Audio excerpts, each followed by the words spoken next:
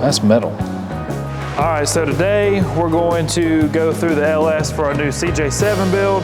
What we're gonna do is get the harness off, label it, hopefully pop the valve covers, pop the intake off, get a look at what we're working with. We are gonna go through and reseal it, timing cover, front and rear main seals, oil pan. We're gonna put a new oil pump on it. We're gonna throw a cam in it. We did end up scoring this thing with all the accessories on it, which is really nice. We'll probably put a new water pump on it, but as long as the alternator charges and the power steering pump works, we're good to go. We do have AC compressor on here. Chances are it's not gonna fit between the frame rails, which is pretty common when you're swapping these LSs into older vehicles. The frame rails are a little bit more narrow because they had high mounted AC compressors. So if we end up doing AC on this CJ, we'll probably get a high mount AC compressor adapter. We did get the exhaust manifolds. These may or may not stay. On the K5, we have the Camaro and Corvette factory exhaust manifolds. So we'll either get some of those or maybe put some shorty headers on it. It's really important to remember when you're taking these apart that you label, especially when you're pulling the harness really, that you label what all these little things are as you know what they are.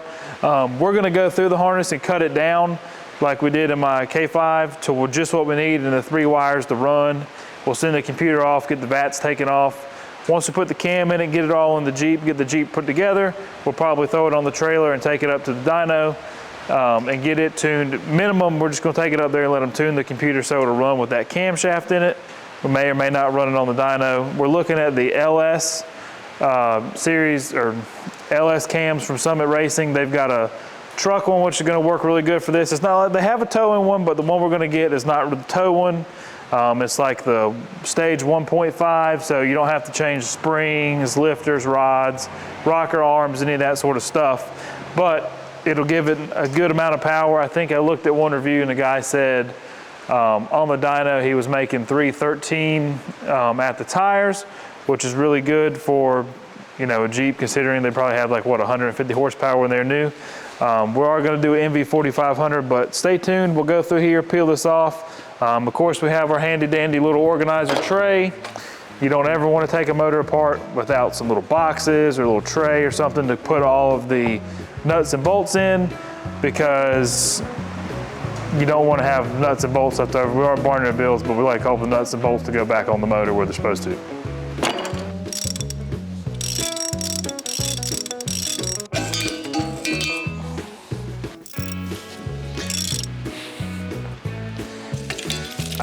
I have bigger bolts.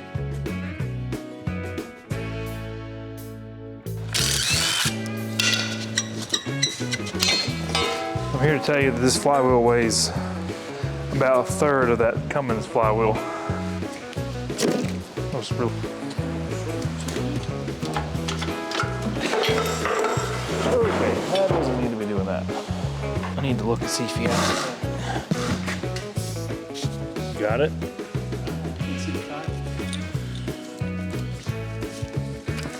The other way. Step off the battery on. I don't think so.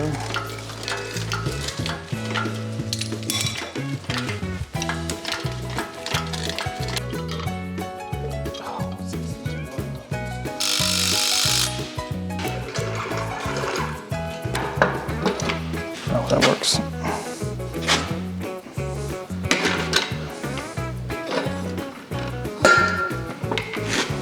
You just gotta jack it up enough so it'll swing down. You know if it's too fast.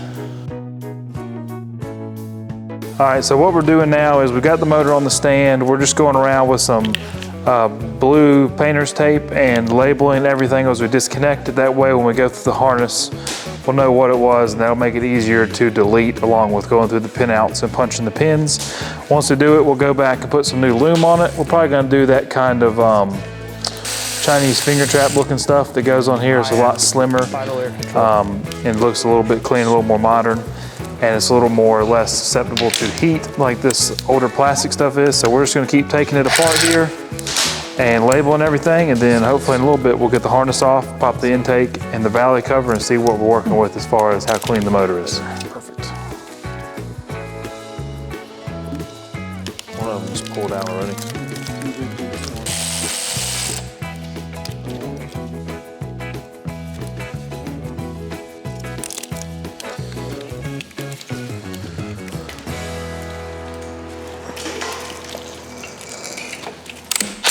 You turned it off in the computer. You only, You're good again. Just take off this there. got it? Teeth. That's what it is.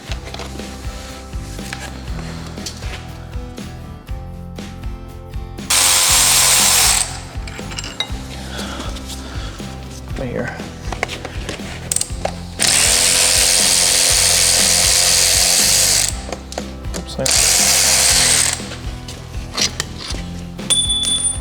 No rust in there. That's a good sign.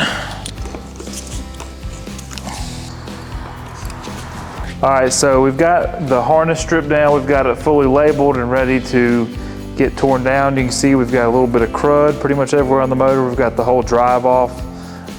We'll pull the crank up, we'll pull the harmonic balancer later, and then we'll do a timing cover, reseal this timing gasket here when we do I'm gonna do a new timing chain and the camshaft. These lines right here are the steam lines. They kind of make LS's unique because they take that steam and warm the air when the motor's, well, really all the time, but also especially when the motor's cold to help it warm up faster. They will clog up and they do rot away, so we're gonna go with a new stainless steel set on here just to avoid any issues. That's what caused the head gasket to blow in the Blazer, was it rotted right here and it was leaking, and then it would make and it made the head gasket blow because it was all backed up in here. So we're gonna make sure this whole passageway is clean. We're gonna pop this intake right here real quick, and then this valley cover and see what we're working with, and that'll probably wrap it up as far as teardown goes for right now. That's some good ASMR right there.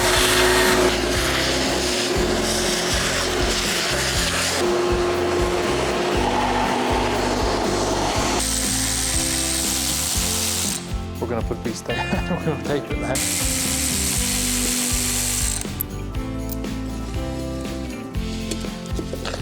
Here, let me just do it. Sorry. Oh, that wasn't hard at all. I was geared up to fight it a little bit and it just gave up. All right. Oh, only water's right there where the knock sensors were. That's disgusting.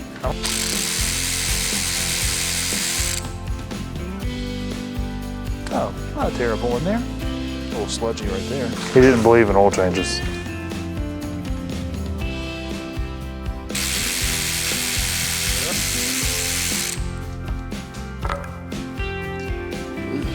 Doing it.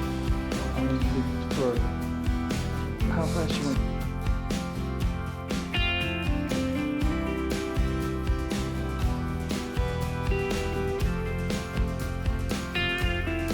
All right, so these are the spark plugs out of our 5.3 for the CJ7. As you can look at them and see, it was running pretty well whenever this got pulled out because all the spark plugs are tan. Don't ever mix match your spark plugs. That's a header plug mixed with regular plugs, and these are not even the nice AC Delco Iridium plugs. We're gonna put the nice AC Delco Iridiums back in. We're gonna keep tearing into this, drain the oil, that sort of thing, and see what we're looking like. So far, it looks like it probably did have around 150, 160,000 miles on it. It's dirty, but it's nothing. A little bit of degreaser and carb cleaner can't clean up. We'll clean it all up. We're probably gonna we're definitely gonna do a timing chain, oil pump, camshaft, and we'll see how we get through the rest of it. And we'll see what else it looks like. The cam lobes look good. I don't see any wear or anything, but we'll drain the oil out and really tell if we have any wear or metal in the oil or anything like that. But if you look over here, you can see that is the rest of the motor ready to go. And then water in it. Nope, yeah, it's not a milkshake. I don't think it had 6 quarts in it. Is it metal or what is it? That's metal. That's not good. That could just be from the can. Get the roll us out a couple of those shop.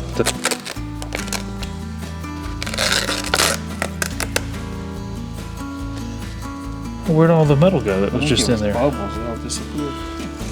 Well, it sure did feel like metal though.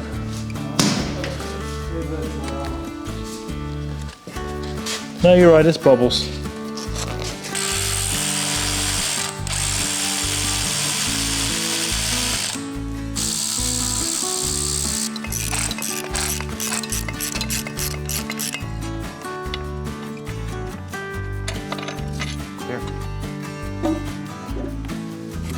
All right, folks, right here, you stick your hand down in here and it's just straight sludge and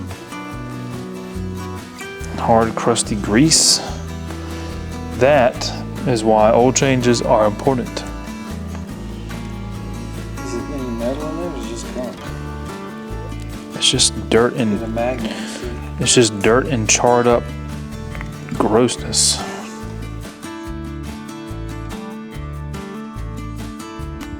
All right, so at Barnyard Buildz, we only use the most exclusive off-road engine hoist. We got the tractor right here. We got the motor hung up here on the bucket. And we're out here degreasing this thing today. So we used some ZEP commercial degreaser. It did great, pressure washed it off. We got everything sealed back up as good as it's gonna be. We're gonna tear it down, obviously, so I'm not really worried about water getting in everywhere.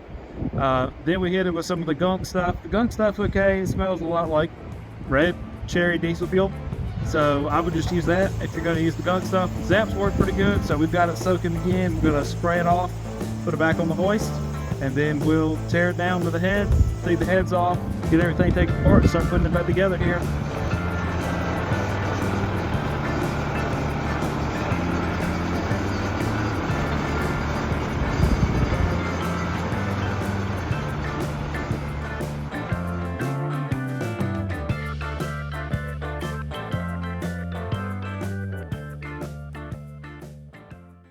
That 100% is the math. Oh, maybe not.